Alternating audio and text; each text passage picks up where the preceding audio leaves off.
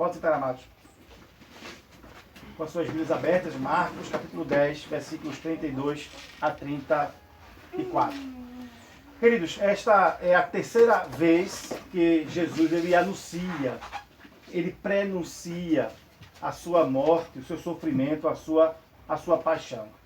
Ele, repito, pela terceira vez, profetiza, fala aos seus discípulos o que irá acontecer, aquilo que era desconhecido, né, do grupo de discípulos que lhe seguia, não apenas os apóstolos, né, mas aquela multidão que cercava ali os apóstolos, aproximadamente 70 pessoas.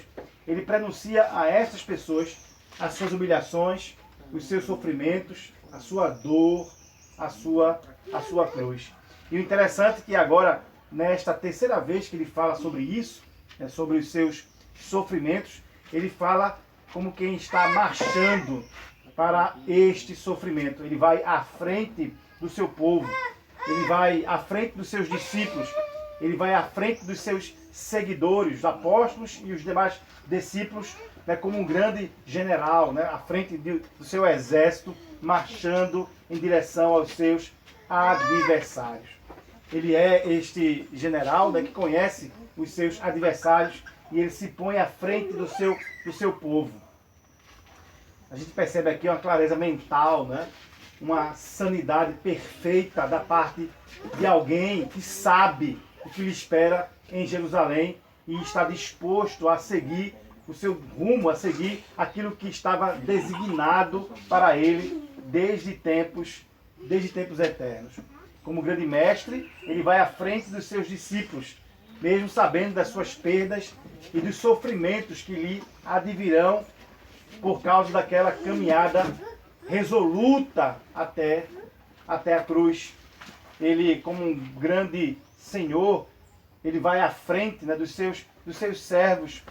Como um grande líder, ele assume, né, a ponteira, ele assume a liderança, né, ele se coloca à frente. Vejam aí, o versículo 32 diz que ele vai adiante, como um grande conquistador. Ele não iria conquistar, né, Jerusalém fisicamente, né, ou belicamente falando. Ele iria conquistar a vida, ele iria conquistar a morte, né? Ele iria vencer a morte, ele iria subjugá-la. Esse Cristo aqui, né, que se coloca à frente dos seus discípulos, né, que coloca-se à frente dos seus apóstolos, determinadamente, né, para ir à morte, para ir à cruz. Parece um Cristo, né, diferente desse pregado hoje em dia por aí, né, um Cristo que está como uma espécie de Papai Noel, né, para satisfazer, né, os desejos, né, das pessoas. Este Cristo aqui é o Cristo que se entrega à morte, que dá o exemplo, né, que vai à frente, que se coloca, né, diante da iminência de ser preso, de ser açoitado. Ele prevê isso, inclusive, ele diz que vai ser escarnecido, cuspido, açoitado, que vai ser morto. Ele se dispõe a tudo isso, né, para que o seu povo pudesse ser liberto do cativeiro da morte, do cativeiro da escravidão, do cativeiro do pecado. Ele se põe à frente, né, daquilo que era o objetivo último e primeiro também de sua missão, que era morrer, que era entregar a sua vida por cada um daqueles que ele havia escolhido desde tempos eternos. Nós vemos Jesus aqui, irmãos, caminhando para o vale, né, da sombra da morte. Olha aí o versículo 32. Marcos nos diz que ele estava a caminho, subindo para Jerusalém, na estrada, subindo para Jerusalém. Na estrada do sofrimento, na estrada da morte, né? Naquela estrada que todos nós, como seus discípulos, né, devemos caminhar também, tá? E nós temos aqui, né, estamos aqui dentro de um quadro, né, que é o quadro da caminhada de Cristo para o Calvário, mas que também é um quadro que representa, né, a nossa jornada aqui nesta caminhada no mundo, aqui neste mundo. Um quadro de caminhada para o sofrimento, de caminhada para a morte. Ele estava subindo para Jerusalém, diz Marcos. Como sabemos que ele ainda não chegou em Jericó, versículo 46, vejam aí do capítulo 10, né? nos relatar aí essa chegada dele a Jericó. Como sabemos que ele não chegou aqui ainda, Jericó era a estrada que era a cidade que antecede, né, a cidade de Jerusalém, a Jerusalém antiga. Ele está por ali em Pérea, aproximadamente em Judéia, e subindo, né? A palavra de Deus diz que sempre que se ia para Jerusalém, ia subindo para lá, porque era uma cidade alta, é uma cidade que está ali a 800, quase 900 metros acima do nível do mar.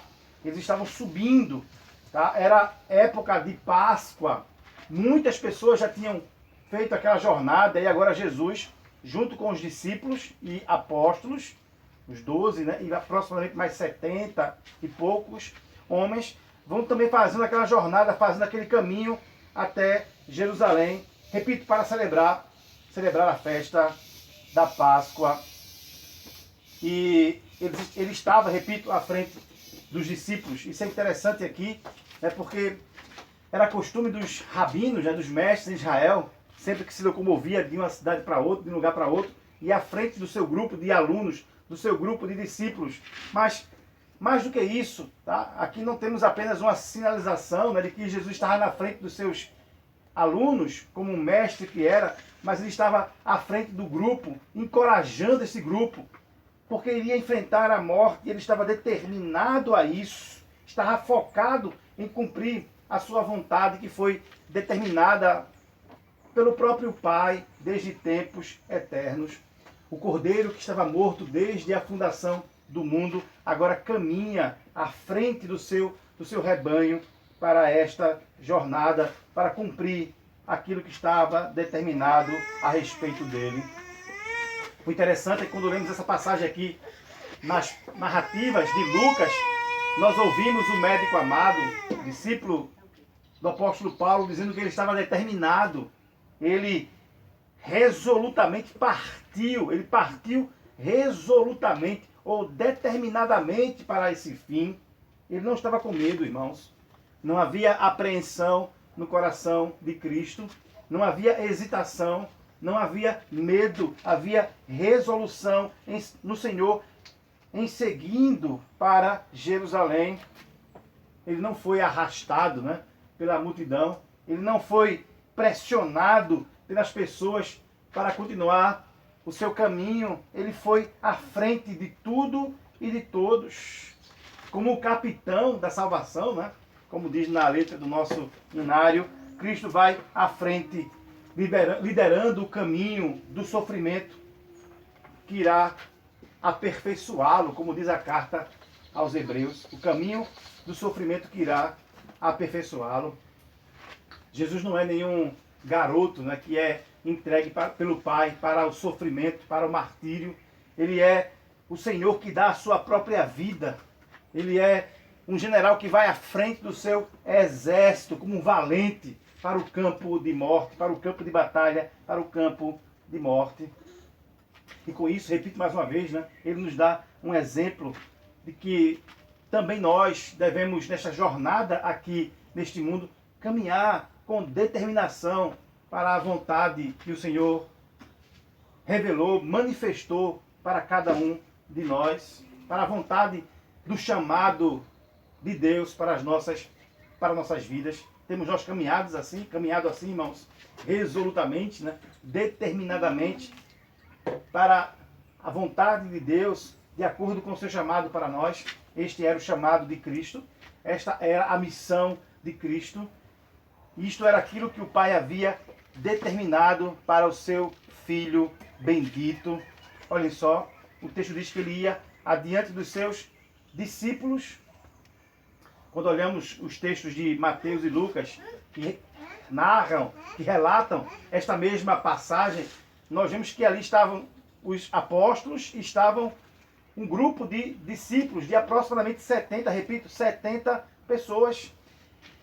E lá em Mateus, vemos que eles estavam amedrontados, esses discípulos, não os 12, mas estes discípulos, essas 7 dezenas de outros seguidores de Cristo, estavam com medo. Percebam aqui, né, as reações diferentes destas duas plateias, enquanto que os apóstolos, diz o texto sagrado, estavam admirados, estavam impressionados com a prontidão de Cristo, com a firmeza do nosso Senhor, que caminhava assim, de forma resoluta para Jerusalém. Como pode alguém caminhar assim, né, para a sua própria morte, contra a sua própria segurança? É provável que estavam se perguntando, estavam admirados, se perguntando como Cristo estava tão firme, mesmo com tamanha oposição que lhe esperava. Estava tão firme, mesmo diante de tantos inimigos, né, que estavam à sua espera lá em Jerusalém. Se os apóstolos estavam admirados, né, o texto vai dizer também que os discípulos, que os outros seguidores estavam amedrontados, aterrorizados. Talvez a pergunta era: será que vamos morrer com ele também? Será que iremos ter o mesmo fim que ele? Ele está marchando para a morte. Ele está falando a respeito dela.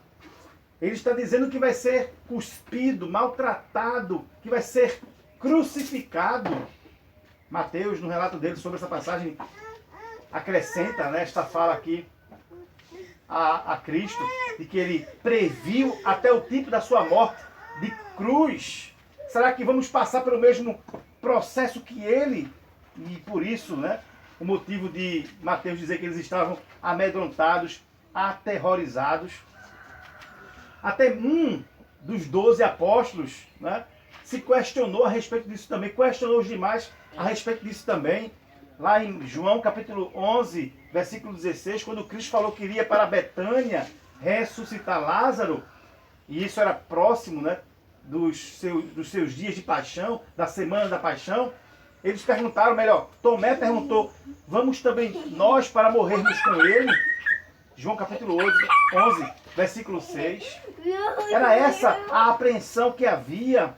Havia uma expectativa de morte, uma expectativa de sofrimento. Estavam agora eles aterrorizados com a sua segurança. Estavam com medo também de que o fim de Cristo fosse o fim deles. Mas Cristo vai, olhem só, Marcos 10, versículo 32, ele vai subindo à frente dos seus discípulos, subindo para Jerusalém. Ele está determinado. Repito, é a terceira vez que ele avisa sobre isso. As outras vezes foi em Marcos 8:31, vejam aí, e 9:31 também. 8:31 e 9:31. E agora ele acrescenta, né? Ele avisa a primeira vez em 8:31, em 9:31 ele acrescenta detalhes e agora ele fala com mais precisão, a terceira vez, sobre a sua morte, sobre o seu sofrimento. E o interessante, irmãos, é que mesmo avisando 3 vezes, né, aos discípulos e aos apóstolos que ele iria morrer, eles estavam admirados. Apesar de pela terceira vez ele dizer o que lhe esperava em Jerusalém, estavam todos, melhor, uma boa parte deles, aterrorizados com o que viria. E aí eu me pergunto, se ele não tivesse avisado, hein? Ele avisou 3 vezes e estavam reagindo assim, e se ele não tivesse avisado, ele precisava ir para o vale da sombra da morte. Ele era o Cordeiro de Deus, que foi ofertado pelo próprio Pai, antes mesmo da fundação do mundo. Ele sabe o que haveria de lhe acontecer. Olhem só, versículo 32. E Jesus, tomando a levar a parte os 12, passou a revelar-lhes as coisas. Né? Estavam ali os 12, os 70 e poucos. Ele tira os 12, ele chama a parte e ele passa a falar as coisas que lhe aconteceriam. Ele não era nenhuma espécie de vidente. Seria ridículo, né, se nós admitíssemos como possibilidade de alguém poder prever como vidência a sua própria morte. Não, estava aqui o próprio Deus, o próprio Filho de Deus, conhecedor que era, né, das Escrituras e também onisciente e também ungido pelo Espírito Santo. Ele sabia qual era o seu fim. Homem algum pode saber, né, pode dizer, pode prever a sua morte. Ainda que alguns, né, magos, que alguns videntes, né, que alguns, entre aspas, profetas, possam prever alguma coisa, possam tentar prever alguma coisa, eles não acertam, eles estão equivocados, eles não são bíblicos quando assim se comportam, mas Cristo fala de si mesmo e da sua morte. Repito, porque conhecia as Escrituras, segundo, porque era o próprio Deus onisciente. O Antigo Testamento fala, né, com clareza sobre o fim, sobre o destino, sobre a missão, melhor, do Messias. O problema é que os judeus não conheciam, né, os discípulos dele, que eram judeus também, não conheciam as Escrituras. O problema era que os fariseus e os escribas, que se julgavam, né, detentores do conhecimento, os únicos detentores do conhecimento das Escrituras, não sabiam corretamente as Escrituras. Eles reivindicavam para si, né, serem mestres da lei, mas desconheciam a lei. Eles não esperavam um Messias sofredor. Eles não imaginavam, né, eles não conseguiam perceber nas Escrituras do Antigo Testamento que esta era a missão do Messias, sofrer. Logo, criam e creem até hoje, né, num Messias não bíblico, né, creem numa espécie de um Messias salvador da pátria, né, uma espécie de Capitão América, de um líder ali revolucionário que libertará, né, os judeus do jugo, ou que libertaria os judeus do jugo, né, dos inimigos, fisicamente falando. Não, o Antigo Testamento fala sobre o sofrimento do Messias. Abra a sua Bíblia comigo em Lucas, irmãos, capítulo 24.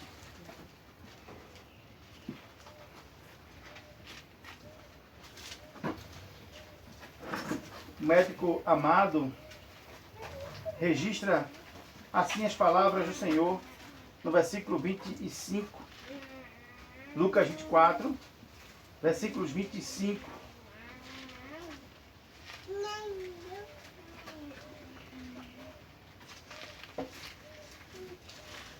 Então lhes disse Jesus: ó nécios e tardos de coração para crer tudo o que os profetas disseram, porventura não convinha que o Cristo padecesse, que o Messias padecesse e entrasse na sua glória.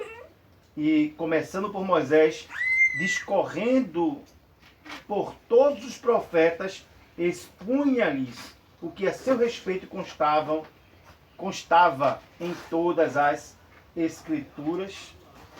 Ele passa a alertar os seus discípulos, ele passa a alertar os seus seguidores, os apóstolos. Vocês são loucos, vocês são tão demorados para crer em tudo o que diz as Escrituras, são tardos para crer em tudo aquilo que diz as Escrituras. Vocês sabem que desde Moisés, ou seja, desde os primeiros livros da Bíblia, até os profetas, os últimos livros da Bíblia, a Bíblia que tinha até então, o Antigo Testamento, é falado o que está reservado para o Messias, que ele iria sofrer. Cristo diz, irmãos, da sua morte, ele fala sobre o seu fim, ou sobre a finalidade, melhor, do seu ministério, porque ele era conhecedor das Escrituras. Os apóstolos foram alertados por Cristo sobre isso, porque não conheciam as Escrituras, e agora Cristo, ele fartamente adverte para os seus discípulos que o seu fim seria a cruz, que o seu fim seria o escarnecimento, que seria o açoite, que seria a própria morte, porque era conhecedor e porque era onisciente, porque o Espírito lhe revelava sobre a sua morte. Ele fala aos seus discípulos a respeito dela. Ele não seria pego de surpresa em Jerusalém. Ele não foi vencido. Ele se deu à própria morte.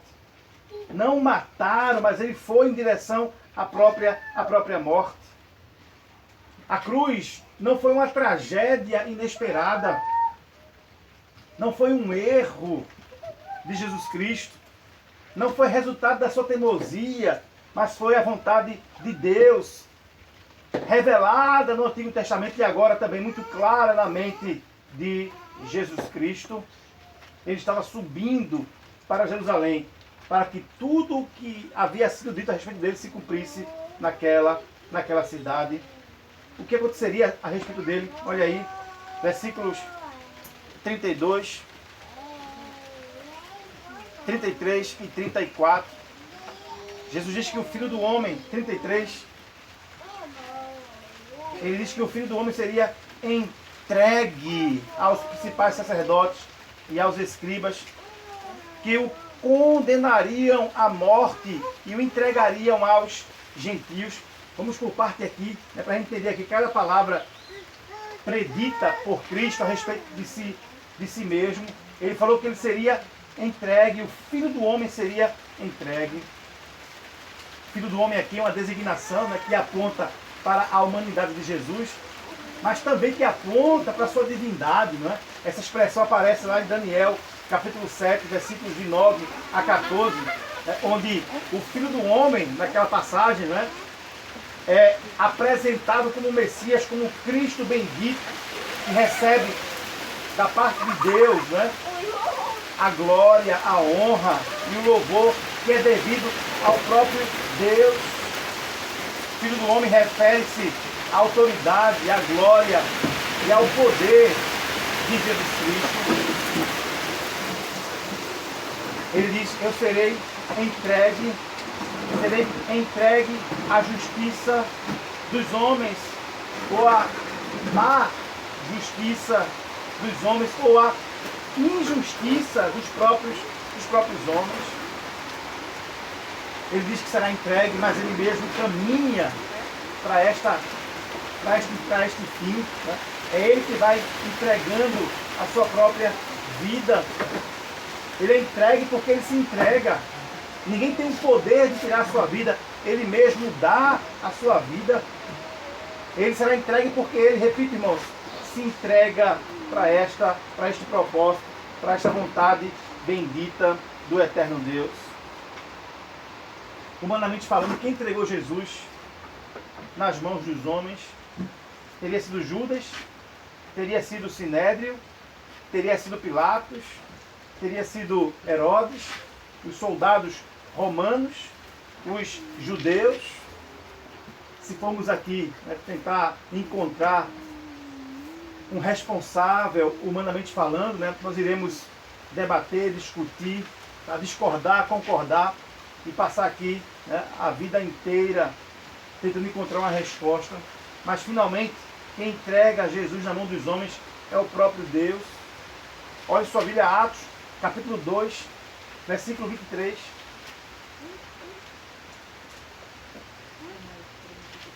Atos 2, 23.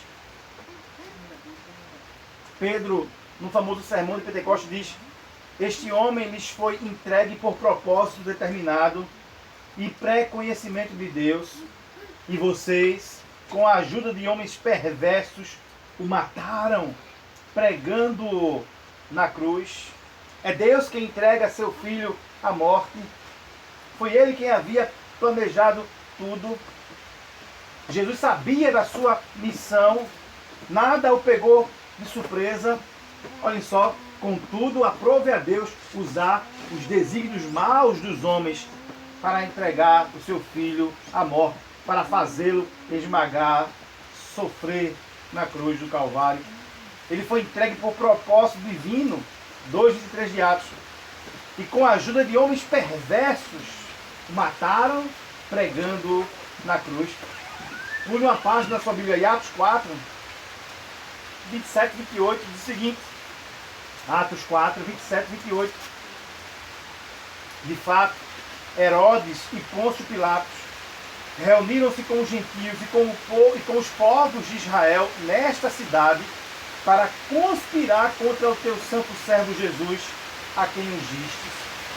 Fizeram o que o teu poder, olha só, fizeram o que o teu poder e a tua vontade haviam decidido de antemão que acontecesse. Deus entregou seu filho. Quem entregou Jesus na mão dos homens? O próprio Pai. Mas ele usou homens maus para cumprirem com seu propósito. E aqui temos um paradoxo, né? Jesus é entregue à morte, sob o decreto de Deus. A Trindade Santa havia planejado, em sua perfeita economia, em sua perfeita sabedoria, havia planejado a morte do Filho de Deus, da segunda pessoa da Trindade. Era a vontade de Deus que Cristo morresse, porém ele usou a vontade maligna de homens perversos para cumprir o seu santo plano. Aos Romanos capítulo 8, versículo 32, Paulo diz: aquele que não poupou a seu próprio Filho, mas o entregou por todos nós, como não nos dará juntamente com ele toda a graça? Todas as coisas não nos dará juntamente com ele, e de graça, melhor, todas as coisas. Jesus foi entregue à morte, irmãos, para a remissão dos nossos pecados, para a nossa justificação. Foi ele quem entregou o seu Filho bendito. Ele é o Cordeiro Santo de Deus e foi entregue por vontade de Deus para a morte. Olha aí, Marcos capítulo 10. Voltando para o nosso texto, ele diz: subimos para Jerusalém, versículo 32, 33. E o Filho do Homem será entregue aos principais sacerdotes e escribas, condená-lo-ão à morte e o entregarão aos gentios. Já sabemos quem foi que entregou. Quem entregou, Jesus foi o Pai. O desígnio eterno de Deus foi cumprido no seu Filho. A vontade de Deus de entregá-lo foi agora cumprida. Mas entregou a quem? Marcos nos diz: entregou nas mãos dos sacerdotes, dos escribas e dos gentios. Deus o entregou nas mãos do seu próprio povo, os judeus. Que coisa é isso, não? O Pai escolhe um povo para si, os hebreus, os judeus, e agora entrega o seu Filho, o seu unigênito, ele entrega a estes mesmos judeus, aos chefes dos sacerdotes, aos mestres da lei. Estava aqui a casta religiosa, a casta espiritual de Israel, a nata da liderança daquele povo, recebendo das mãos do próprio Pai o seu Filho bendito. Estava aqui a casta da intelectualidade, a elite teológica de Israel de então, os mestres da lei, os escribas, recebendo Jesus das mãos do próprio Pai. Aqueles a quem esperávamos, né, que houvesse redenção, perdão, compreensão do plano eterno de Deus, é agora entregue ao Pai, a eles, para que o condenem e para que o matem e para que o sacrifiquem. Olhem só, versículo 33, sabemos a quem ele entrega, não é? Ele entrega aos sacerdotes, ele o entrega aos escribas, para que o condenem à morte, para que o condenem e entreguem aos gentios para a sua própria morte. Sabemos, quando olhamos, né, o final dos evangelhos, como foi que Cristo foi condenado à morte, sob falsas testemunhas que alegavam que ele contrariava a lei, que ele falava mal do templo, que ele falava mal da lei. Ele foi acusado por ter se declarado o próprio Deus, por ter escandalizado os líderes religiosos de então. Ele não cabia, né, na cabeça dos líderes religiosos como sendo alguém correto, justo, pio, santo. Ele era visto como um pecador, como um contraventor.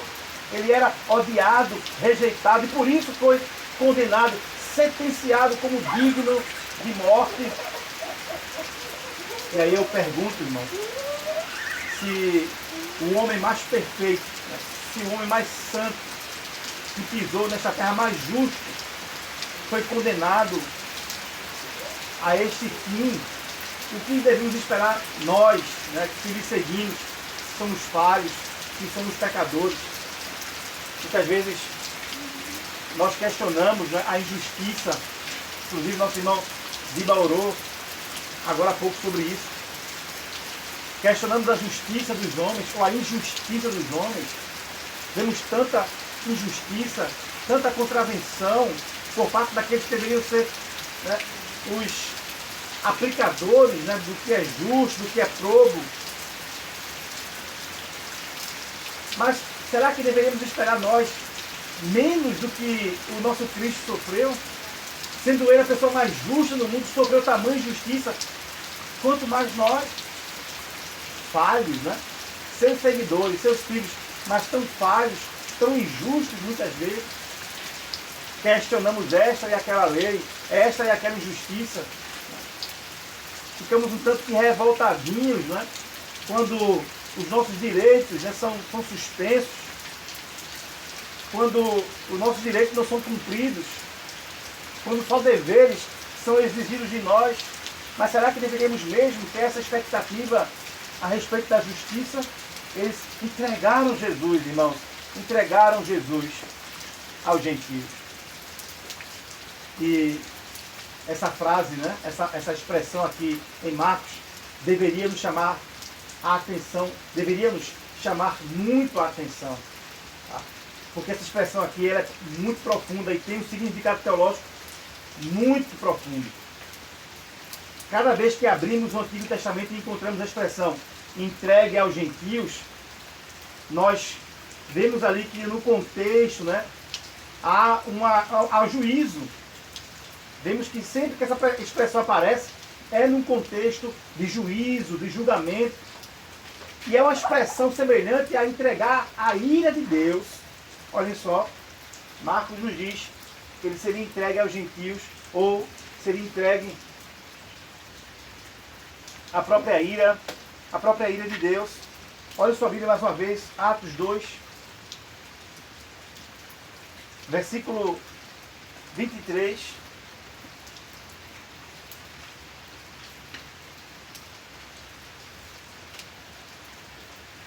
Pedro diz, este homem que lhes foi entregue, olha a expressão entregue, por propósito determinado e pré-conhecimento de Deus, e vocês com a ajuda de homens perversos, palavra aqui para homens perversos, né, é homens sem lei ou gentios, o mataram pregando-o na cruz.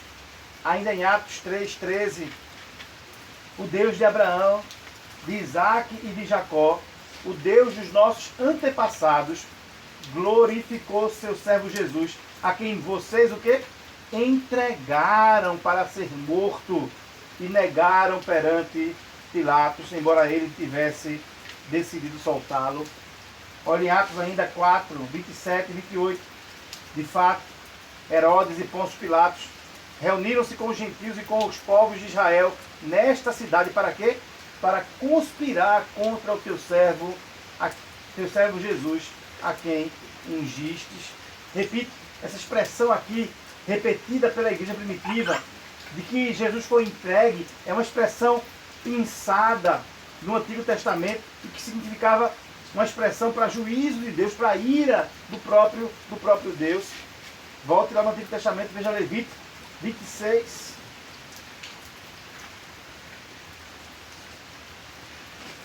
Levítico 26, versículos 32, 33 e 38.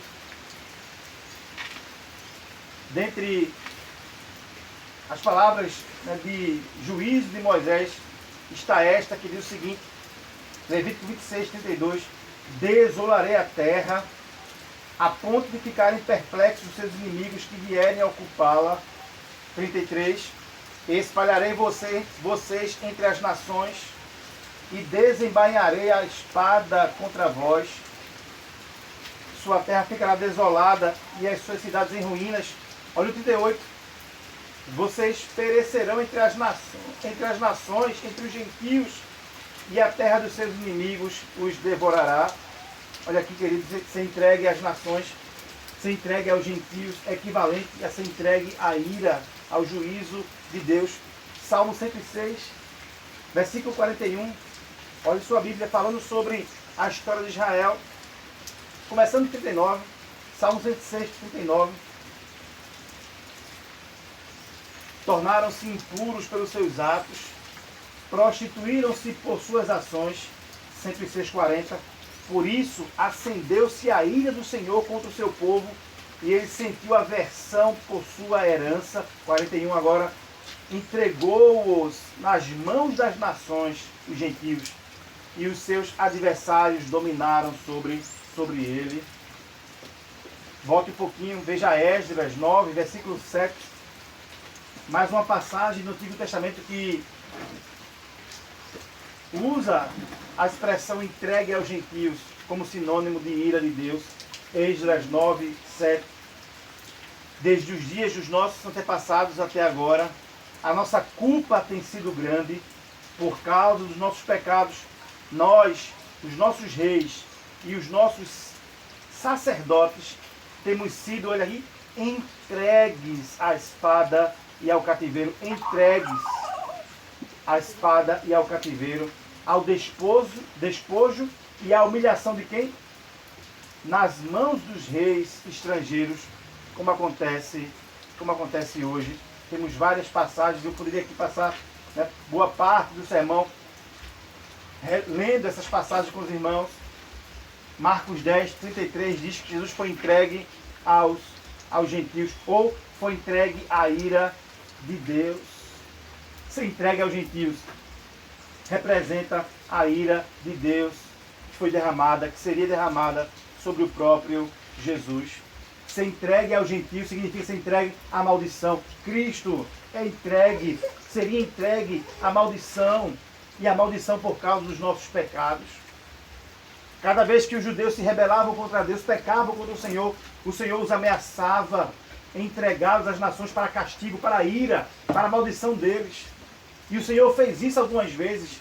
Entregou-os aos gentios, entregou-os às nações, e eles foram punidos, e eles foram castigados, e eles foram amaldiçoados. Ser entregue aos gentios, irmãos, como descrito aqui em Marcos 10, 33, tem a ver com ser entregue à ira, com ser entregue à maldição, e a maldição por causa dos nossos pecados. Os judeus, quando foram entregues às nações, foram por causa dos seus próprios pecados. Cristo aqui seria entregue aos gentios por causa dos nossos pecados. Não havia pecado algum em Cristo, não havia rebeldia alguma no nosso Senhor, não havia contravenção nenhuma no nosso Salvador. Ele foi entregue por causa das nossas transgressões. Ele foi entregue aos gentios, ou à ira de Deus, por causa dos nossos próprios pecados. Ele foi entregue por causa da nossa culpa e não por causa da culpa dele. Malditos éramos nós, e ele se fez maldição em favor de nós. Uma vez entregue às mãos dos gentios, Jesus ele também prevê como que será o seu sofrimento. Olhem só, versículo 34.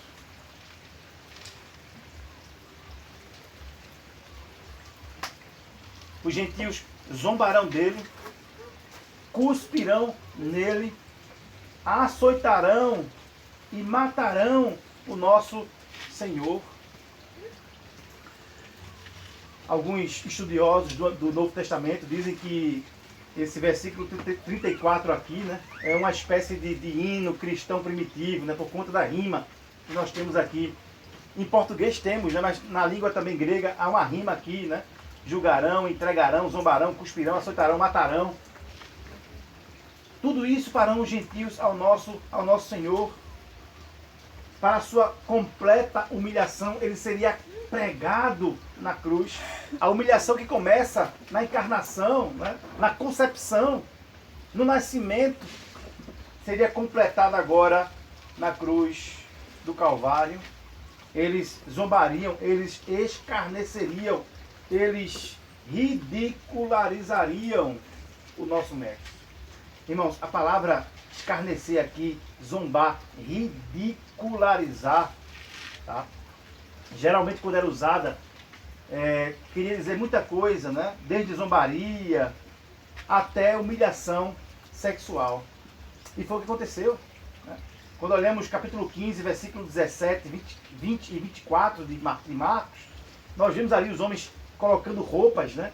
Tirando roupa de Cristo, colocando roupa em Cristo, submetendo uma humilhação, de nudez, despiram, depois cobrindo de novo, depois lançaram sorte e tiraram as suas vestes mais uma vez. Quando olhamos as gravuras, né, sobre Cristo na era medieval, né, nós vimos ali umas gravuras, tanto que púdicas, né, do Nosso Senhor, né, havia um preconceito em relação à nudez, sempre colocam ali um paninho envolvendo Cristo, mas segundo alguns historiadores, os crucificados geralmente eram crucificados nus, e esse tipo de humilhação, de zombaria, de ridicularização, é o que o nosso Cristo bendito passou nas mãos desses gentios. Eles cuspiram nele, uma forma de desprezo, de ridicularização, de repugnância. Cuspir em alguém, tanto hoje, não é? Como no mundo antigo principalmente, e no mundo oriental, era sinônimo de desprezo, de repugnância. Ele seria açoitado. E aquele filme de Mel Gibson, A Paixão de Cristo, retrata bem aqui, né? Geralmente era um tronco pequeno, na altura de 1 metro mais ou menos, onde os açoitados eram amarrados, deixando, né, o seu lombo aqui, as suas costas inclinadas para o chicote. Geralmente era feito de couro, né, com pedaços de osso nas suas extremidades. E ele sofreu aquele tipo de açoite por nós. A última penitência aqui seria a própria morte. Olha só, o entregarão à morte. Jesus foi morto, irmãos. Como diz lá em Mateus, né, essa mesma passagem, capítulo 20, 19, ele seria crucificado. Ele falou exatamente, né, o tipo de martírio, de sofrimento, de morte que ele teria. Imagine você, discípulo de Cristo, né, seguidor do Senhor, apóstolo dele ali, ouvindo essas mesmas palavras aqui, que ele seria morto, que ele iria resolutamente entregar-se. Imagine o seu Cristo bendito, o seu Senhor, o seu líder, aquele que lhe chamou, né, da coletoria, das redes, do seu comércio, da sua profissão, para deixar tudo e segui-lo, agora falando de morte. Será que 3 anos atrás eles imaginavam isso, né? Quando ele disse, segue-me, deixa a rede e segue-me, né? Será que eles imaginavam isso quando Jesus falou, sai daí do teu trabalho, sai daí da tua família, né? Dá tchau para teu pai, para tua mãe, para tua família, para tua esposa, teus filhos e segue-me. Será que eles imaginavam que esse seria o fim do Senhor? Será que se soubessem disso teriam seguido ele desde o começo? Jesus não iria para Jerusalém para conquistar, para tomar Jerusalém dos romanos, para reivindicar o trono que estava sendo ocupado, né, por um déspota, não judeu, inclusive, um idumeu, Herodes. Será que era isso que eles esperavam? E agora, diante dessas palavras de Cristo, como reagiam os discípulos diante de tal advertência, diante de tal profecia sobre o que estava esperando o Senhor em Jerusalém? A humilhação, o sofrimento, a cruz. Mas ao mesmo tempo, irmãos, que essas palavras poderiam trazer desespero para os discípulos, também eram palavras confortadoras, não é? Porque Cristo falou, olha, vai acontecer isso. Ele não deixou os discípulos sem aviso, não é? Ele não permitiu que os discípulos fossem pegos de surpresa com o que estava para acontecer, segundo a própria Escritura. Ele encoraja os seus discípulos, né? Falando dos sofrimentos vindouros, falando da dor, falando da perda, falando da própria cruz. E isso tem uma lição muito grande para nós, irmãos, muito profunda, né? Geralmente nós ignoramos, não é, as promessas das Escrituras para nós em relação ao sofrimento aqui neste mundo. Ignoramos as promessas sobre perdas. Muitas vezes somos acomodados porque queremos só aquelas partes da Bíblia que são boas, né, para a gente, que falam ao nosso ego, que massageiam ali a nossa segurança, né, terrena. Mas a Bíblia fala sobre sofrimento, sobre perda. Nós não podemos nos permitir ser iludidos, né, com a falsa ideia de que as coisas vão melhorar, de que agora eu sou um crente, um servo de Deus e me darei bem nesta vida. Isso é uma falsa ilusão que as Escrituras nos advertem a respeito dela.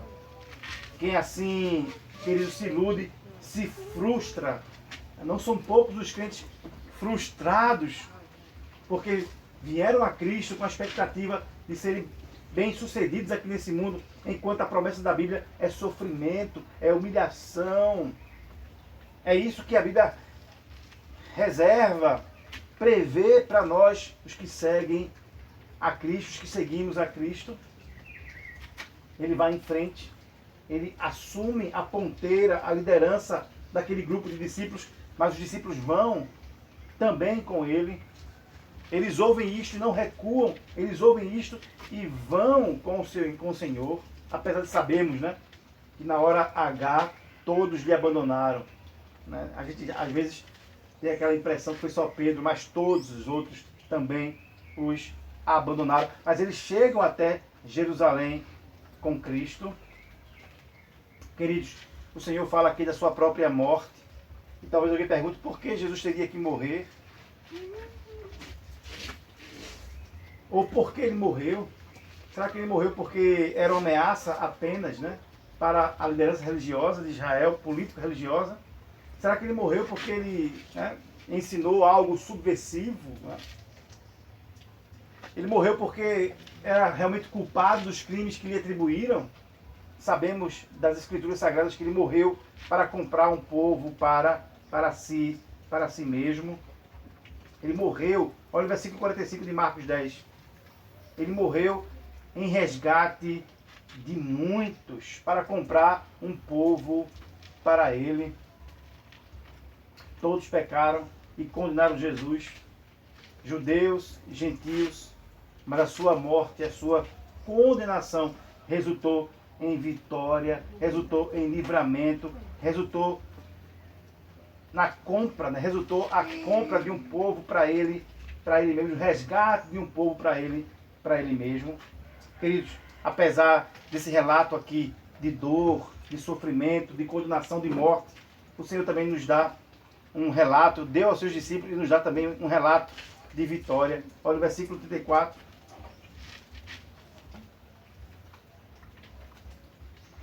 Finalzinho do versículo. Ele seria escarnecido, sim.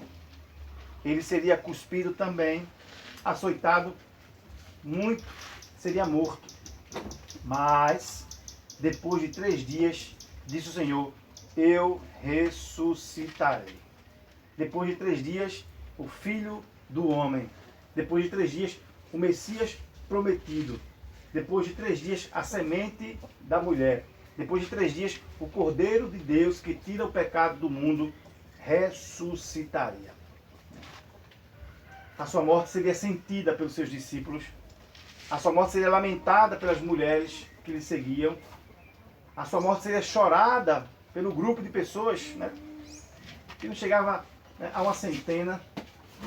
Mas ele ressuscitaria ao 3º dia. Esta foi a sua promessa. Os discípulos talvez não tenham entendido aqui, não é? Essa fala de Jesus. Porque até então ninguém tinha vencido a morte. Quem venceu a morte até então? Ninguém. Todos os relatos de ressuscitamento do Antigo Testamento, né, desfecharam-se com a morte das pessoas que voltaram à vida novamente. Se alguém, em algum momento, né, venceu a morte no Antigo Testamento, voltou a morrer novamente. E aí a gente não sabe, né, se é uma bênção ou se é alguma coisa ruim. Né? Morrer 2 vezes, né? Morrer, ressuscitar, morrer de novo. Foi assim com Lázaro, foi assim, né, com o filho da viúva de Naim, foi assim com aquele soldado que foi jogado na cova de Eliseu, tocou no seu osso, saiu de lá vivo, foi jogado morto, saiu vivo. Foi assim com todos aqueles que ressuscitaram no Antigo Testamento, voltaram a morrer novamente. Mas Cristo diz que ele ressuscitaria, que ele venceria a morte. Esta é a promessa de Cristo aqui. Ele venceria a morte no final. Talvez, repito, os discípulos não tenham entendido essas coisas. No relato de Lucas, sobre essa passagem aqui, Lucas 18, versículo 34, ele vai dizer que os discípulos não entenderam nada dessas coisas. Vejam aí, Lucas 18, 34. Eles não entenderam nada dessas coisas. O significado dessas palavras lhe estava oculto e eles não sabiam do que ele estava falando. Não sabiam. E por que não sabiam, irmãos? Porque não conhecia. Como tem lá na passagem, não é? Dos discípulos no caminho de Esaú. Vocês são tardos e nécios de coração para entender tudo quanto diz o Senhor, desde Moisés até os profetas.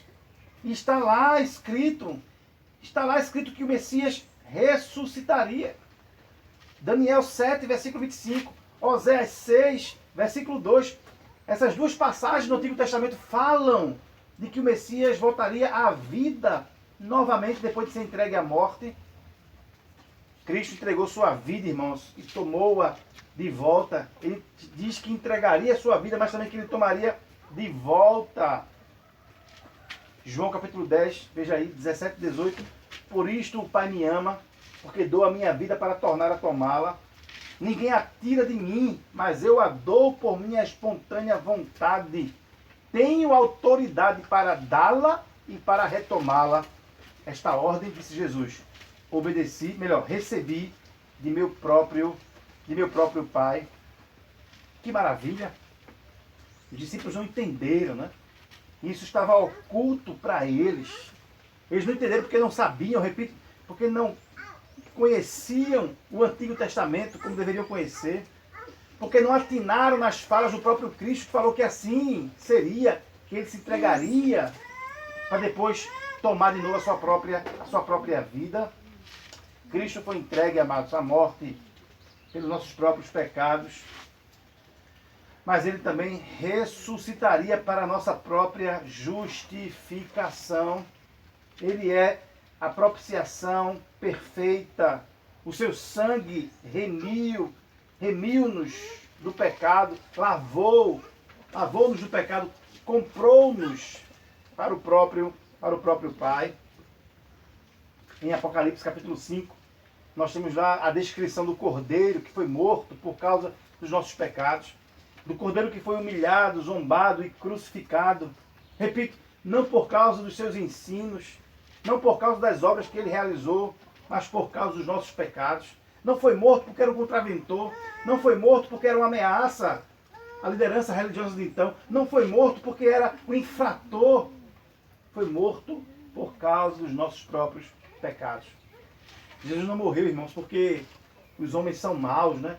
E querem abafar a todo custo, né, os bons. Não, ele morreu por nossos próprios pecados.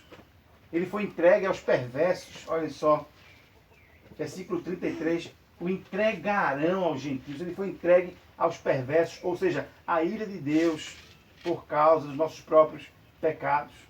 Mas no final do versículo 34 diz que ele ressuscitaria, e ele ressuscitou, né? E hoje, manhã de domingo, né, nós celebramos a ressurreição de Cristo. Estamos, na verdade, é uma semana, né,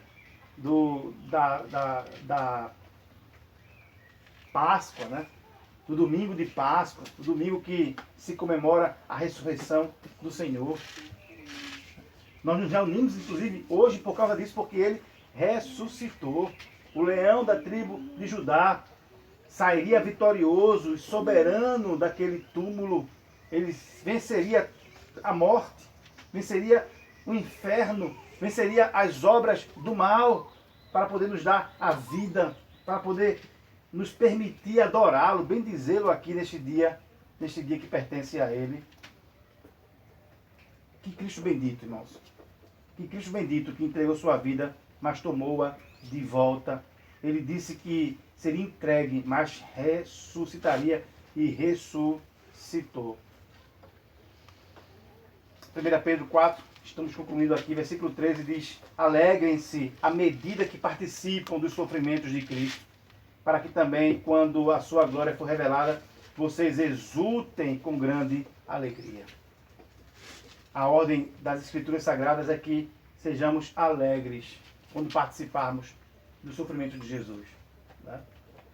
Não vejamos o sofrimento como alguma coisa ruim, negativa, mas como sendo uma oportunidade, né, de solidarizarmos com o Senhor nos seus próprios sofrimentos.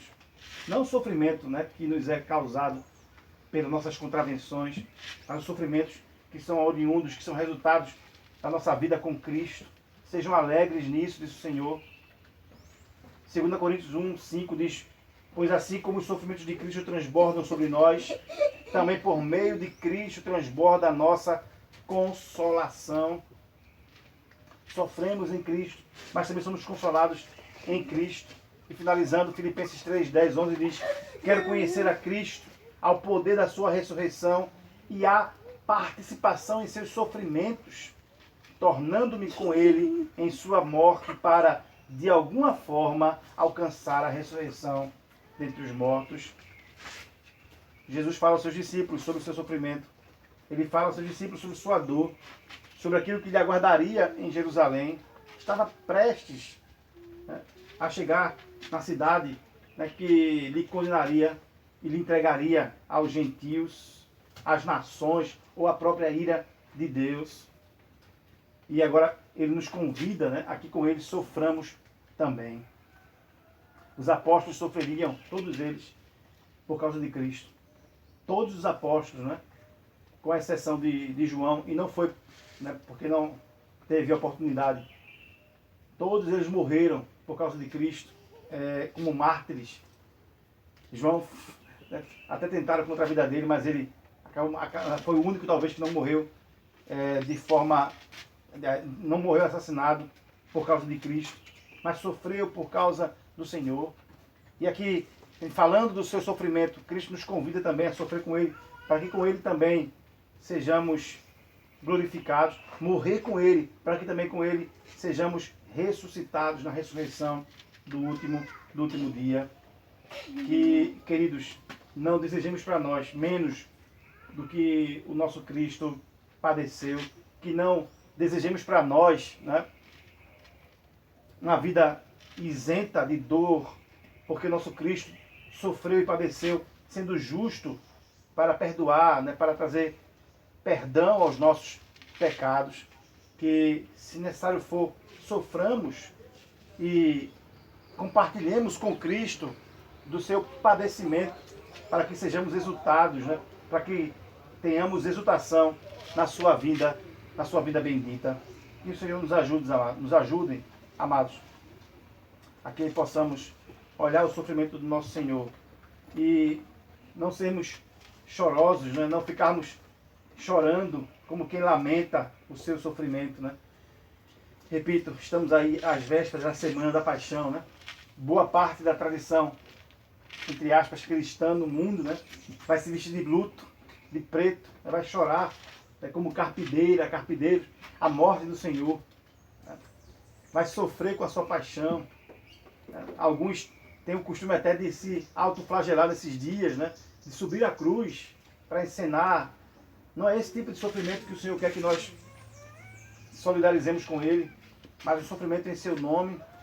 Não é um sofrimento, né, de alguém que faz mal ao seu próprio corpo para poder carregar consigo as chagas de Cristo, mas um sofrimento que tem a ver com o andar com Ele neste mundo de forma resoluta, né? Ainda que seja caminhando para a morte, para o vale da sombra da morte. Que o Senhor nos ajude nisso, porque se Cristo sofreu, importa que soframos também o seu sofrimento. Pai, nós te damos graças, Senhor, porque Jesus, o nosso Senhor e Deus, tem absoluto domínio sobre a vida e sobre a morte. Damos graças, Senhor, porque aquele que entregou sua própria vida tomou-a de volta. aquele que se deu à morte e ressuscitou ao terceiro dia. Nós, Senhor, te louvamos, ó Deus, porque Jesus não foi morto por causa de maldade de homens. Ó Deus, ele foi morto para nos dar perdão. Ele foi morto por causa da nossa maldade, Senhor. Ó Deus, nós te louvamos, Pai, porque o Senhor entregou a vida do seu Filho. Ó Deus, para que pudéssemos ser filhos do Senhor também. E ele ressuscitou, Pai, para que nós pudéssemos ter vida, e vida com abundância. E ele ressuscitou e é a primícia daqueles que dormem. E nós, Senhor, temos garantia da ressurreição naquele último dia. Senhor, nós te louvamos, ó Pai amado, por tudo, Deus. Que o Senhor possa nos fazer refletir, Pai. Ó Deus, as palavras que nós acabamos de ouvir sobre, Senhor, o ministério, sobre a morte, os sofrimentos, a morte e a ressurreição do Teu Filho, Pai. E confiados nisso, confiados, ó Deus, no Teu absoluto controle sobre a história e sobre o destino do Teu Filho, possamos confiar no Teu controle sobre nossas vidas também, Pai. Nada que, Senhor, nos sobrevém, Senhor amado, por acaso, Senhor, mas nos sobrevém, Senhor amado, por vontade do Senhor.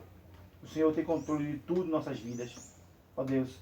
Ainda que não tenham os nossos nomes escritos nas páginas da Bíblia Sagrada, como, ó Deus, os profetas registraram sobre Jesus, cremos que nossa vida está escrita, Deus, no Teu livro, Senhor amado.